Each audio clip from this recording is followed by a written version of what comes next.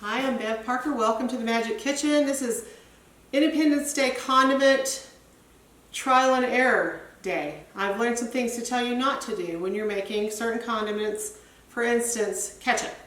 So I got these beautiful looking tomatoes, right, at the store, and blanched them and took the peelings off and tried to cut the core out. And the core is hard as a rock and green as it can be. So they did something funky to these tomatoes and I'm not pleased. And so I'm going to go ahead, I went ahead and cooked them up a little bit and I'm going to use them in a soup. But they're not going to work for the ketchup. So I'm going to try making my own ketchup out of tomato paste and tomato sauce and the spices that the recipe suggests, and we'll see what happens. So what I have is a recipe from the Kitchen Pantry Cookbook that I'm tweaking, and I'm going to use these instead of the tomatoes. I am going to cook it, and I added the vinegar, and then I've got a mixture of sea salt and onion powder, mustard powder, cinnamon, cloves, allspice, and black pepper. And I had to grind my allspice because I didn't have, or my cloves, in the coffee grinder. It's got to be really fine. You don't want to buy the cloves. So I think that's done. And again, as I said before on the show, I'm not going to be defeated by not having an ingredient or something not exactly right. I'm going to go ahead and see what I can make of it and make it my own. And that's part of the magic of working in a kitchen, is the ownership and the creativity. So we'll add 4 teaspoons of cloves. A lot of times I'll add a little more, a little less, usually more of things than the recipe says. People are always cautious in recipes, but on these cloves I'm going to do what they say. I'm not going to go overboard with that.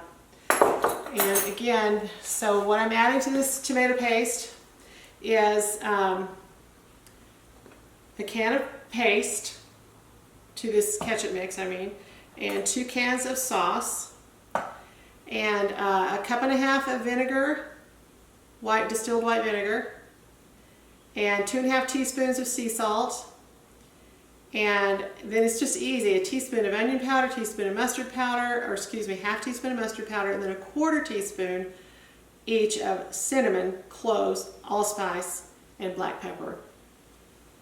So that's all in here. I did not add a cup of sugar, as I said. I added a ½ cup. I just can't think there's any reason you would need that much sugar, and you want your ketchup to be that sweet.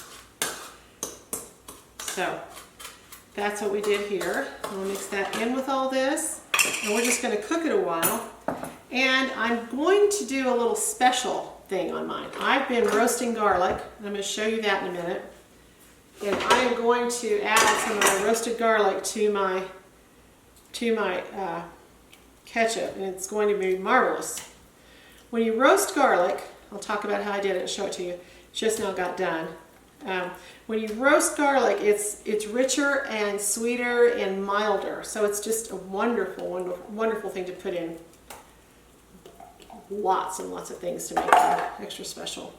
And of course, garlic is extremely healthy. It's a power food. So,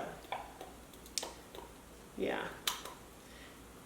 And even using the store-bought paste and sauce and things, it's still much less expensive. And of course, there's no high fructose corn syrup in it.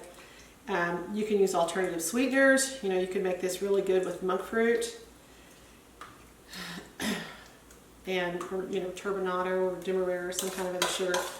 So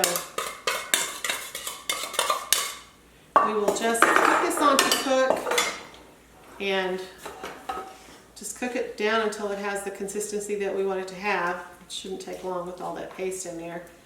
And like I said, we're going to put some garlic in there.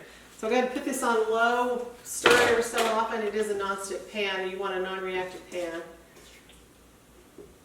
That on low. And then let's get this garlic out and take a look at it, because it is going to be wonderful. So I want the garlic to be done enough, and this looks like some of them are kind of done and some not. And I don't know how much you can tell here, but I'll show you. Like some of the cloves are popping out of the bulb and look really done, and some of them don't look quite done. So I may put it back in there on a lower temperature, which is what I usually do, but I turned this up just so I could get done with it. And so like this one, see it's popping out, but it's not as squishy as I would like it to be. So while